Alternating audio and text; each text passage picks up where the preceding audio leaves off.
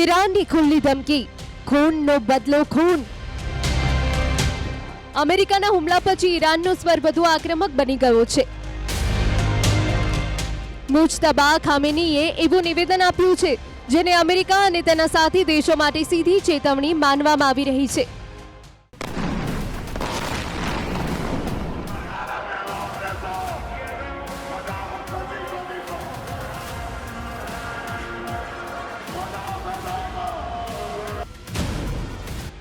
મુજતબા ખામેનીએ કહ્યું કે શહીદોના લોહીનો હિસાબ કોઈ પણ સ્થિતિમાં લેવામાં આવશે, ભલે અમે રહીએ કે ન રહીએ, પરંતુ બદલો જરૂર લેવામાં આવશે।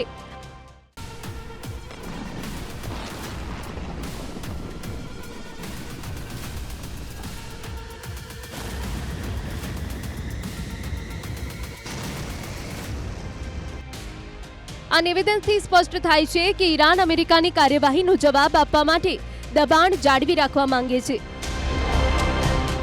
એવા સમયે જ્યારે બંને દેશો વચ્ચે સૈન્ય તણાવ સતત વધી રહ્યો છે, ત્યારે મુજતબાનો આ સંદેશ સંઘર્ષ વધુ ગંભીર યુદ્ધ તરફ જવાનો સંકેત આપી રહ્યો છે।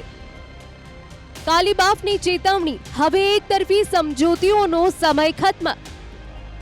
ઈરાનના વરિષ્ઠ નેતા મોહમ્મદ બાકેર કાલિબાફે પણ સોશિયલ મીડિયા પર અમેરિકા માટે કડક સંદેશ આપ્યો છે। તેમણે લખ્યું કે હવે એકતરફી સમજૂતીઓનો સમય પૂરો થઈ ગયો છે। કાલિબાફે એક દસ્તાવેજનો ભાગ શેર કરીને સંકેત આપ્યો કે ઈરાન હવે પોતાની શરતો પર આગળ વધશે અને કોઈ પણ દબાણ હેઠળ નિર્ણય નહીં લે। તેમના સંદેશનો અર્થ છે કે જો અમેરિકા અથવા દુનિયા ઈરાન સાથે કોઈ સમજૂતી કરવા માંગે છે તો તેને સમાન શરતો સ્વીકારવી પડશે। અમેરિકાના હુમલા પછી કાલિબાફનું આ નિવેદન ઈરાનના રાજકીય વલણને વધુ સ્પષ્ટ કરે છે, એટલે કે તહેરાન હવે દરેક મોરચે કડક જવાબ આપવાની રણનીતિ બનાવતું દેખાઈ રહ્યું છે।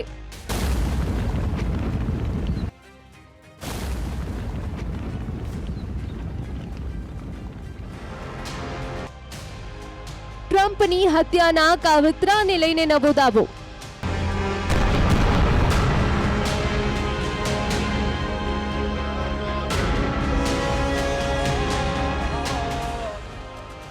ઈરાન અને અમેરિકા વચ્ચે સતત વધી રહેલા તણાવ વચ્ચે વધુ એક મોટો દાવો કરવામાં આવ્યો છે।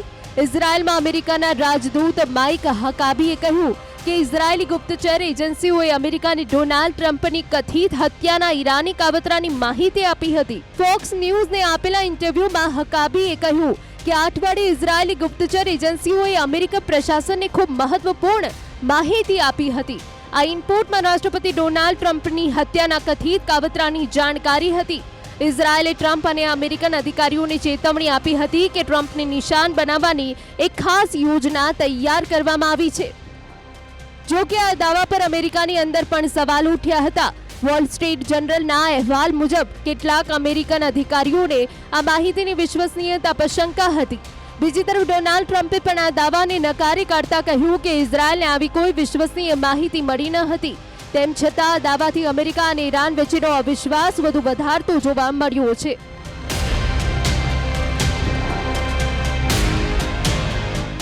સેન્ટ્રલ કમાન્ડનો દાવો, ત્રીજા તબક્કાના હુમલા પૂર્ણ। અમેરિકાના સેન્ટ્રલ કમાન્ડે દાવો કર્યો છે કે તેણે આ અઠવાડિયે ઈરાન સામે ત્રીજા તબક્કાની સૈન્ય કાર્યવાહી પૂર્ણ કરી છે। અમેરિકી સેનાના જણાવ્યા અનુસાર 140 સૈન્ય ઠેકાણાઓ પર ચોક્કસ હુમલા કરવામાં આવ્યા હતા। તેમાં મિસાઇલ, ડ્રોન સાઇટ, હથિયારોના ભંડાર, નૌકાદળના ઠેકાણા, સંચાર નેટવર્ક અને દરિયાકાંઠાના દેખરેખ કેન્દ્રોનો સમાવેશ થાય છે। સેન્ટ્રલ કમાન્ડે જણાવ્યું કે 3 દિવસીય કાર્યવાહીમાં 300થી વધુ લક્ષ્યો પર હુમલા કરવામાં આવ્યા, જેથી ઈરાનની સમુદ્ર મારફતે હુમલો કરવાની ક્ષમતાને નબળી બનાવી શકાય। અમેરિકાનો દાવો છે કે આ હુમલાઓ છતાં હોર્મુઝ સ્ટ્રેટમાંથી વેપારી જહાજોની અવરજવર ચાલુ રહી છે।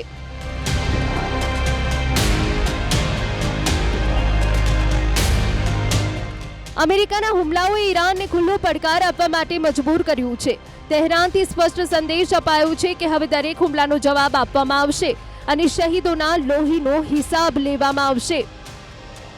મુજતબા ખામેનીનો બદલો લેવાની ચેતવણી, કાલિબાફનું કડક વલણ અને ટ્રમ્પને લઈને સામે આવેલા દાવાઓ દર્શાવે છે કે ઈરાન હવે પાછળ હટવાના મોડમાં નથી.